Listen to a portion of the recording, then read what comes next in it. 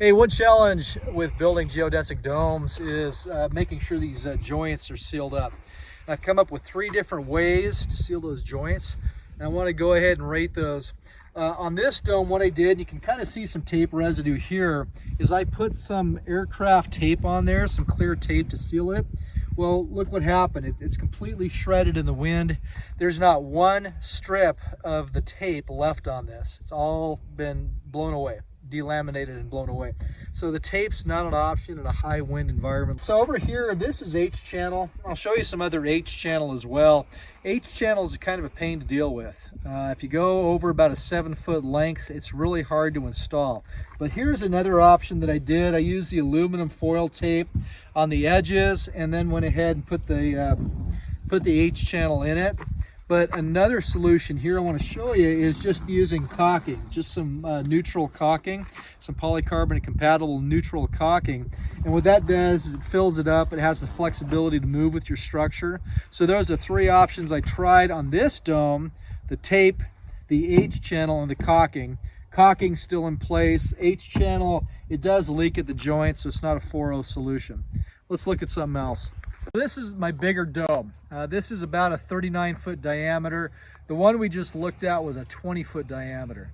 So I built the 20-foot diameter one initially, and then I used that as a template to build the 39-foot diameter. I used the H channel on this one.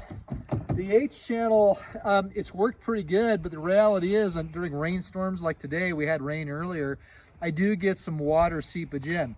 Normally not an issue, but when you're dealing with a wood-framed constructed structure, especially when you have insulation underneath, what's going to happen is you're going to saturate that water on your wood. Repeated cycles of that's going to lead to premature rot. So I need to find a better solution. So I want to show something that I've tried here. This is a 14 gauge. 14 gauge is 0.079 inch, 2 millimeter thickness. It's actually, I have a press brake that I hire out for this. It's at an angle that matches the angle on this. This is about 20 degrees, but it works good at kind of compressing it in. Technically on a geodesic dome, those angles are 13 degrees. So keep that in mind, but this does work out pretty good. And what's nice about it, unlike standard, tin metal type trim, flashing, it dents like mad. This stuff's bulletproof. You're not going to go anywhere with it.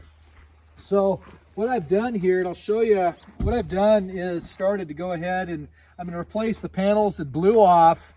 And as part of that, I'm going to go ahead and put the stronger trim in place. And what that's going to do is not only is it going to seal it, because I'll put gobs of that polycarbonate and neutral caulking underneath it, but it stiffens it. When you're dealing with 14 gauge steel, it's going to be a much stronger structure.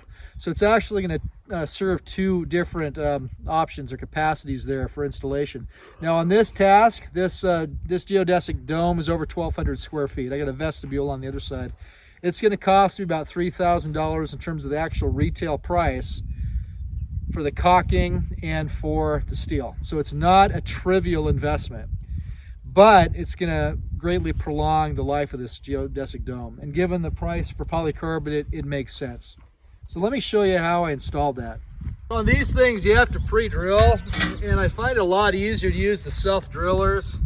Even if you buy them from like Tacoma Screw or something, they're still only about 13, 14 cents each. And you get about 4 to 6 holes with one. So it just kind of makes sense doing it rather than using a drill, because you don't get too many holes out of a drill for the cost.